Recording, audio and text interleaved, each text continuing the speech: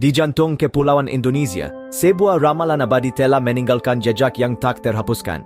Penyair terakhir besar Jawa, Raden Inggabehi Ranggawarsita, yang lebih dikenal sebagai Ronggo Warsito, telah mengukir namanya dalam sejarah dengan tulisan-tulisannya yang penuh wawasan. Di antara ini, yang paling menarik adalah ramalannya tentang 7 pemimpin yang akan membentuk nasib bangsa Indonesia. Ronggo Warsito seorang cendekiawan, penyair, dan maistik dikenal karena pemahamannya yang empatik terhadap rakyat biasa dan kemampuannya untuk meramal masa depan. Prediksinya ditulis dalam aksara Jawa kuno, penuh dengan metafora dan simbolisme. Ramalan tentang 7 pemimpin adalah kisah yang menarik, sebuah bukti dari wawasannya dan kebijaksanaannya.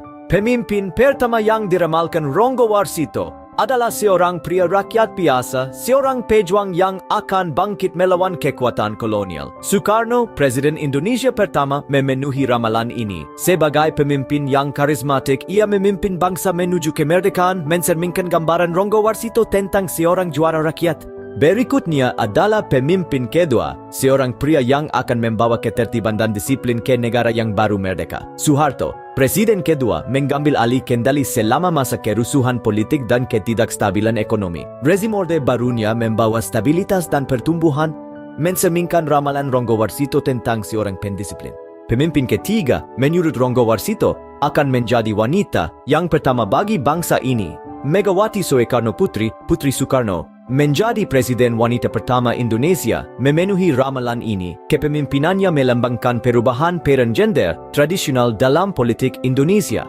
Setelah dia, pemimpin keempat diramalkan akan menjadi seorang pria dari asal-usul yang rendah hati, naik ke tampuk kekuasaan melawan segala rintangan. Susilo Bambang Yudhoyono, seorang mantan perwira militer, menjadi presiden, mencerminkan ramalan Ronggo Warsito tentang kenaikan seorang pria biasa ke tampuk kekuasaan. Ramalan pemimpin kelima menunjukkan seorang pria dengan visi kuat untuk negara tersebut, seorang reformis, Joko Widodo, presiden saat ini dengan agenda reformasinya yang ambisius. Sejalan dengan ramalan ini, kepemimpinannya menandai era baru perubahan dan pembangunan bagi Indonesia. Ramalan Ronggo Warsito untuk pemimpin ke-6 dan ke-7 masih terbuka untuk interpretasi. Mereka berbicara tentang tantangan, transformasi, dan fajar baru bagi bangsa. Sering berjalannya waktu, dunia menonton dengan napas yang terhenti untuk pemenuhan ramalan ini. Ringkasnya, ramalan Ronggo Warsito tentang 7 pemimpin telah memberikan dampak yang mendalam pada sejarah Indonesia dan rakyatnya. Ramalan-ramalan ini telah sangat akurat, dengan 5 pemimpin pertama sejalan dengan prediksinya.